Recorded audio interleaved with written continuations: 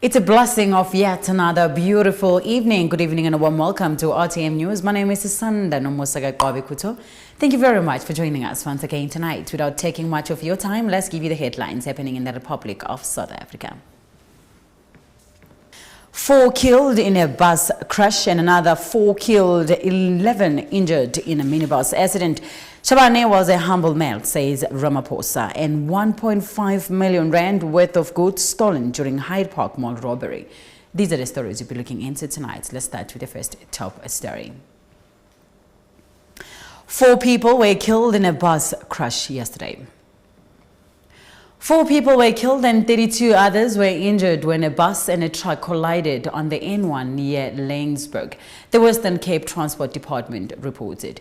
The Elder Coaches bus was allegedly traveling on the wrong side of the road when it collided head-on with a truck, Transport Minister Donald Grant said in a statement. Early indications suggested that tiredness of the bus driver might have played a major role in this horrific crash. The injured, including both drivers, were taken to a nearby hospital. In a separate incident, another 4 people were killed and 11 injured in a minibus incident. 4 people died and 11 others were injured when a minibus overturned on the R40 Barberton Road about 3 kilometers outside Nelspruit in Mpumalanga, paramedics have reported. The Netcare 911 spokesperson Santi Steenman said paramedics arrived and found that a minibus had overturned several times and came into standstill back on its wheels. Some of the occupants were ejected from the vehicle and found lying on the ground. She said the injured people were treated and then transported to the hospital for further medical care. The cause of the accident is still unknown. Shabane was a humble man, says Ramaphosa.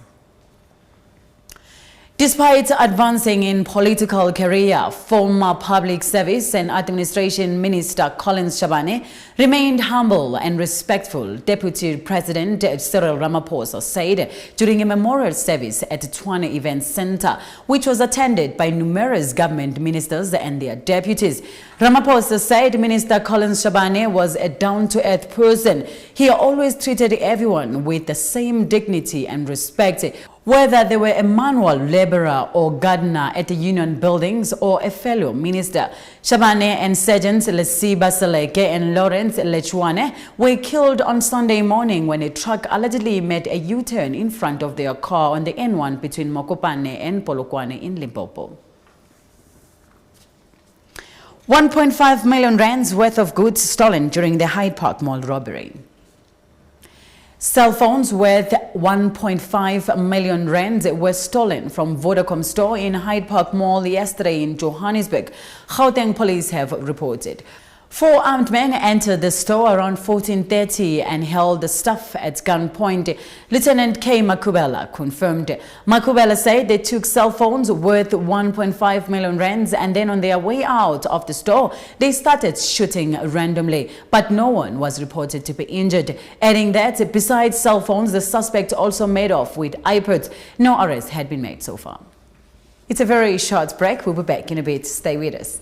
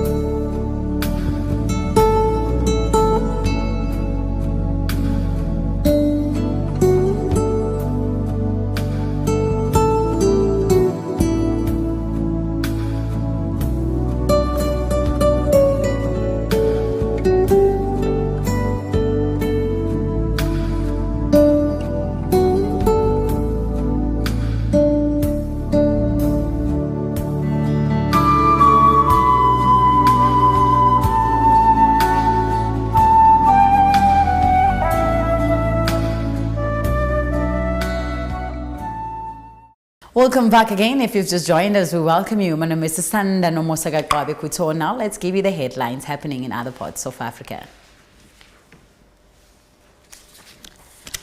1 dead and 2 injured as elevator falls in Zimbabwe.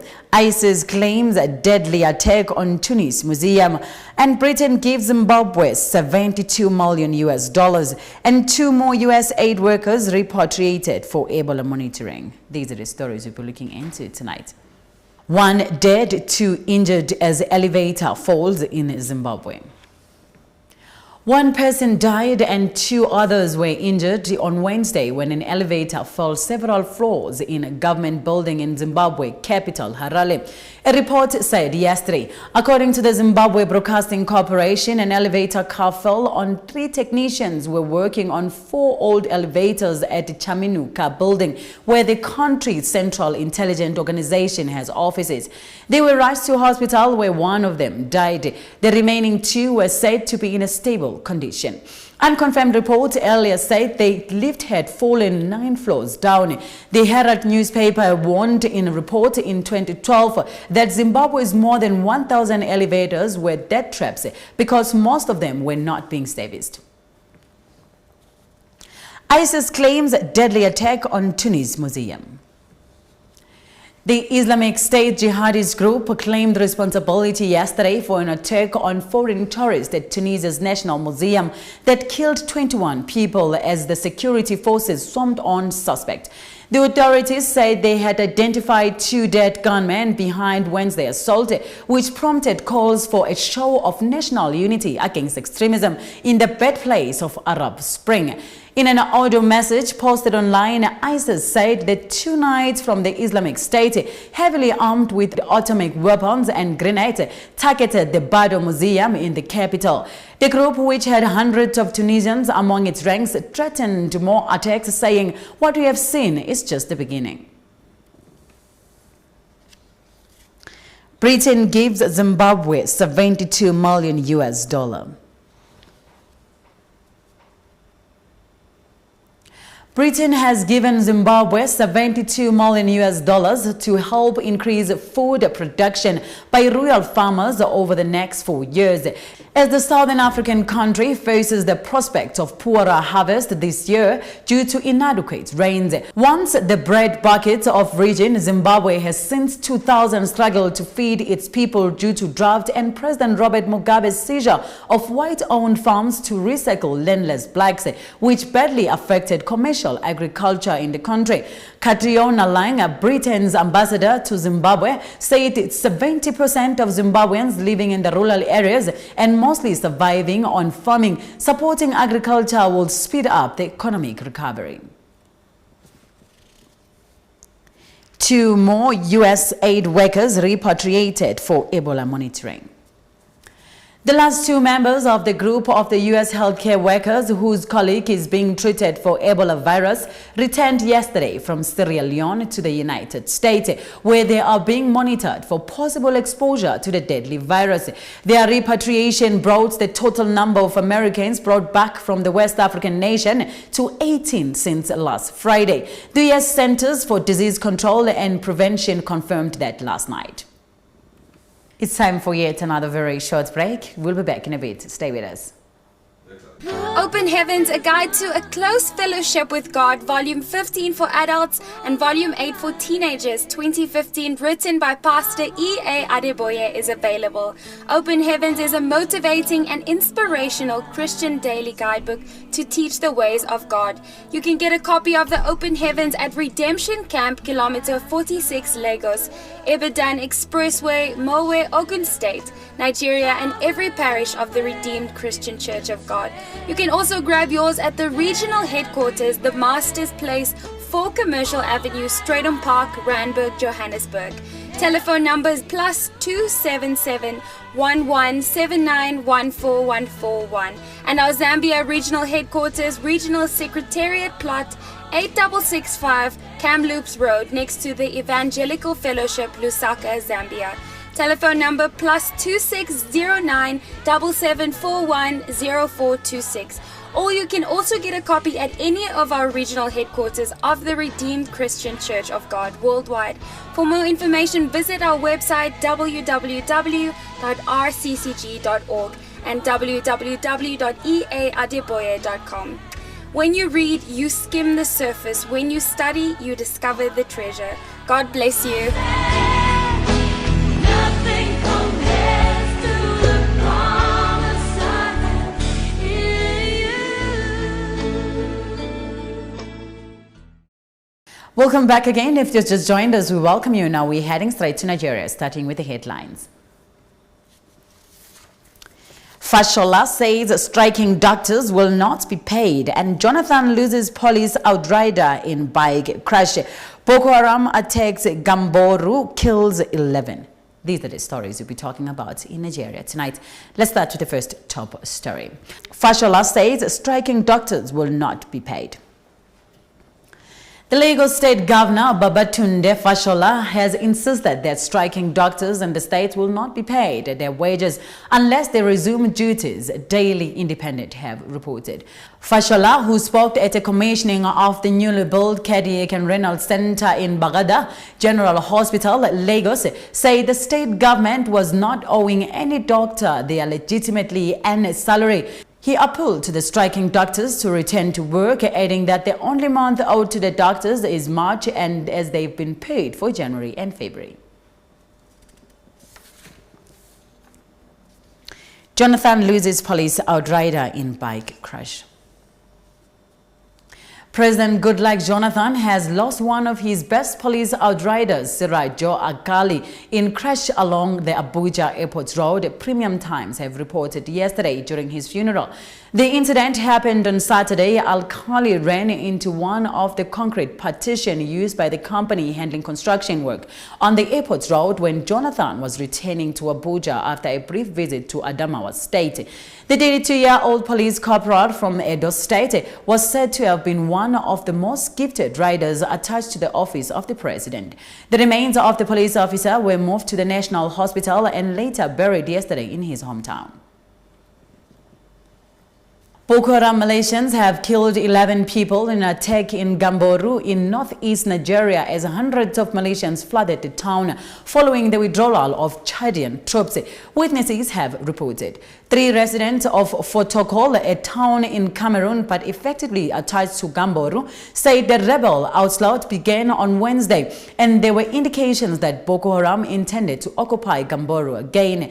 This happened a day after Jonathan said government will ensure that terrorists will never occupy any area in the country again. President Goodluck Jonathan was addressing the crowd of People's Democratic Party supporters packed to the rally ground in Damaturu in Yobe State.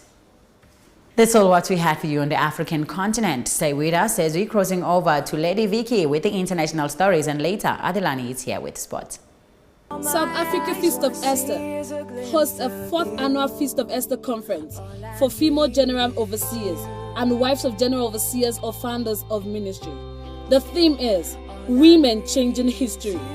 This will be taking place from on the 1st of May to the 3rd of May 2015 at the Apollo Hotel and Conference Center, 158 Bramfisher Drive, Frendel Randburg, Johannesburg, South Africa. And ministering will be Pastor Mrs. Folu Adeboye and other anointed ministers of God. For more information, please call us on +27 83 512 6147, +27 72 646 5910, +27 78 436 1935, or +27 11 791 4141. Or you can send us an email on feastofesther.sa@gmail.com. Registration will be on to the 20th of April 2015. It's going to be an awesome time as we come together once again to develop excellent ministry skills in women who are called to impact the Church of God for the promotion of heaven consciousness and nation building. And this is our mission. Come, let's interact and accomplish heavenly goals. God bless you. It's you, Lord, oh, all I need is you. All I need is you, Lord, is you, Lord. Church of God Southern Africa Region 2 invites you to her monthly divine encounter, themed This Same Jesus. Time is 7 p.m. The date is Friday the 27th March 2015, and ministering will be Pastor E.O. Daramola and other anointed men of God. Venue is 4 Commercial Avenue, Streeton Park, Randburg, Johannesburg, South Africa. For more inquiries and prayer requests, please call us on +27 11 791 4141. Don't miss this special time with God. Jesus Christ is the same yesterday and today and forever. God bless you and see you. Good evening and welcome to another episode of RTM News. My name is Vicky Lee White and I'll be bringing you the international news tonight.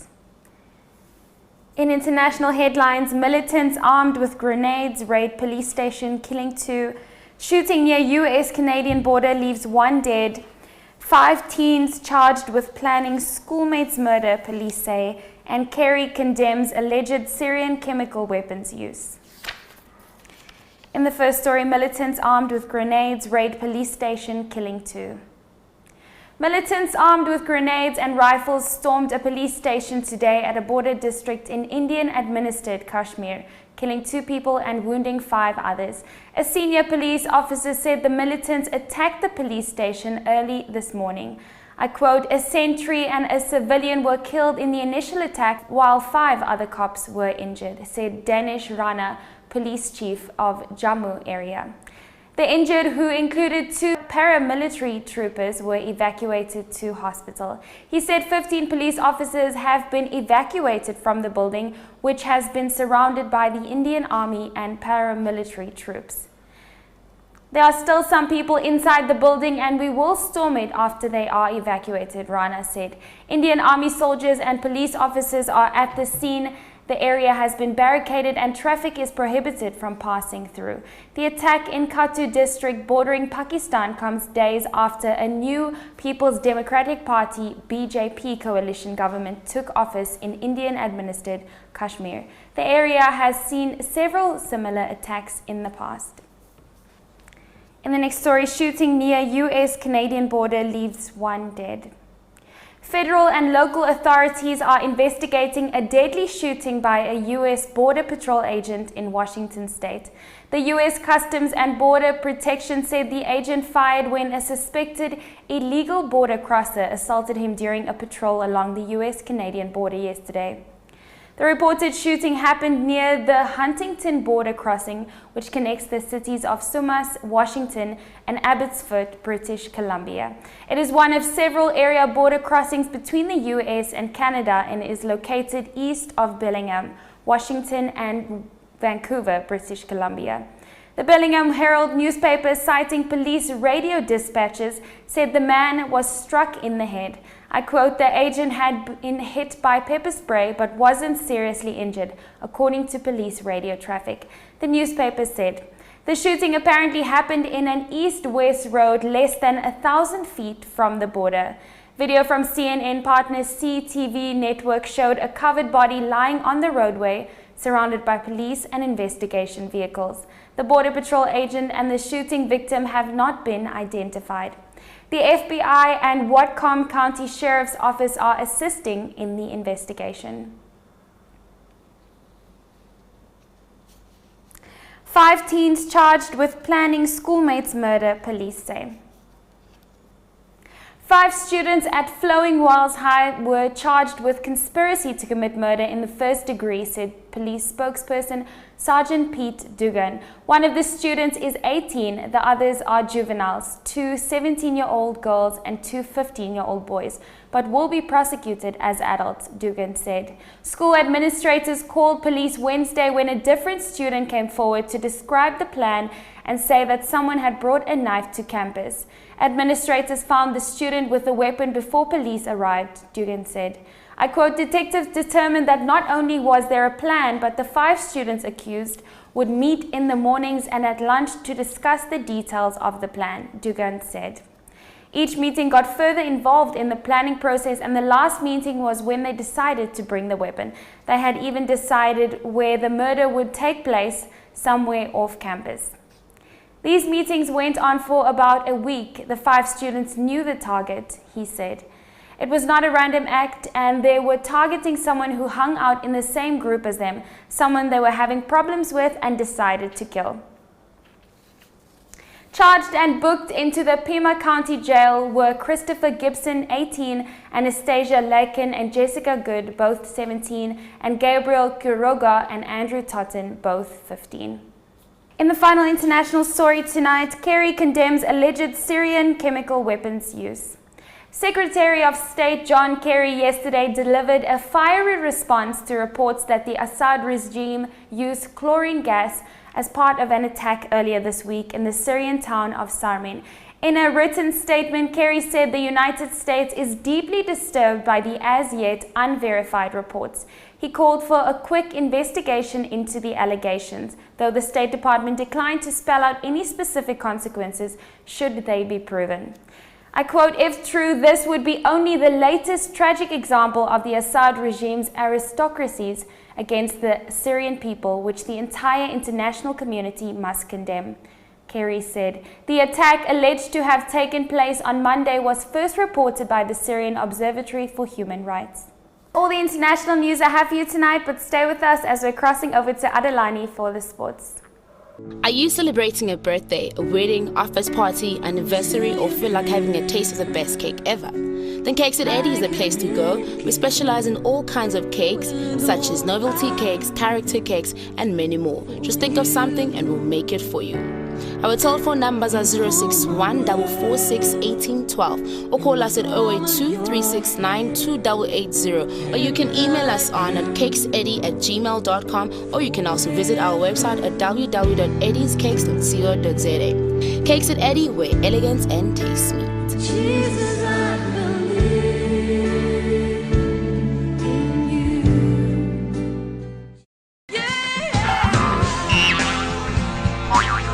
The Redeemed Christian Church of God, Southern African Region 2, presents Here we go.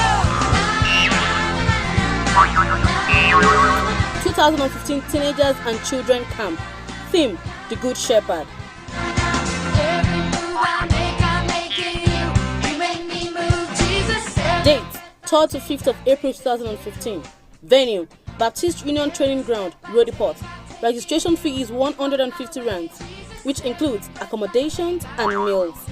It's going to be a lot of fun, as there is going to be Bible quiz, campfire, games, and a lot more.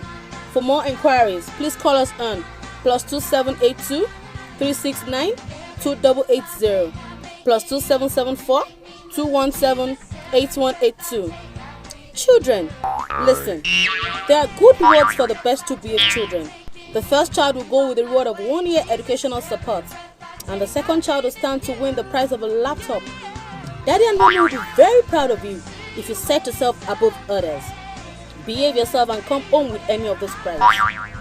I am the Good Shepherd. The Good Shepherd giveth his life for the sheep. John 10:11. See you there.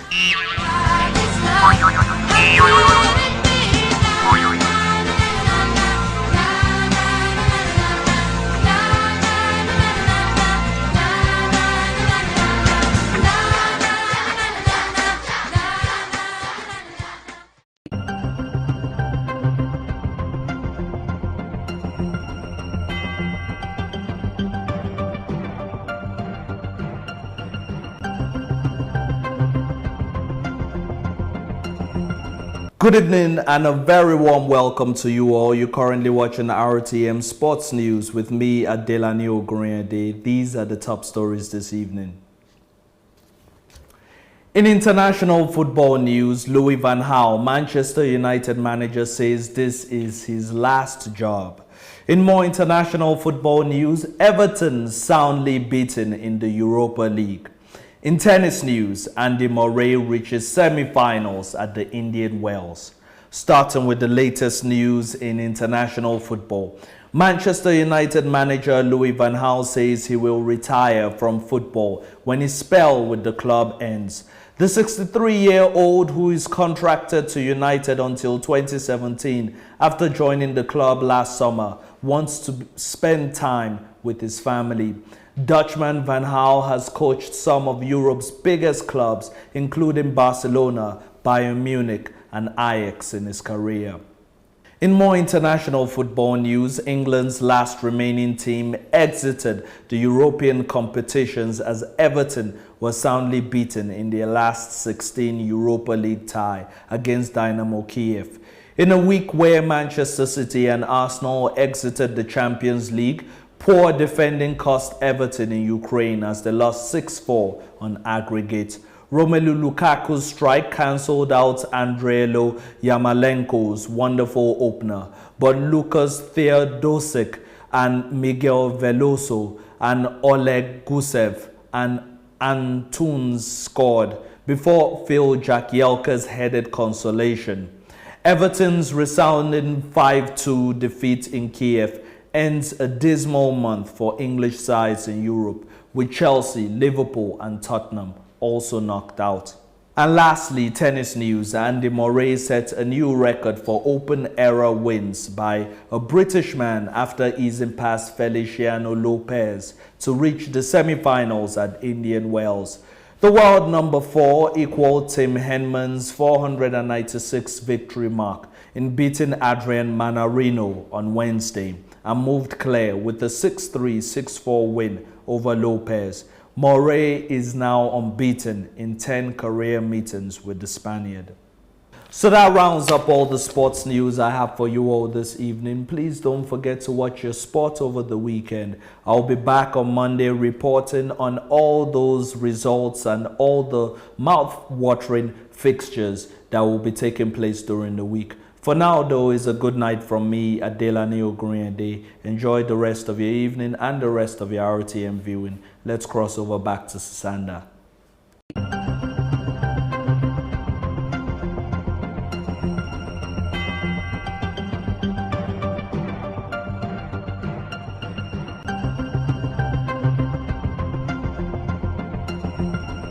Thank you very much to Adelani with the sport news and Vicky White with the international stories. Stay tuned as we're crossing over to the weather.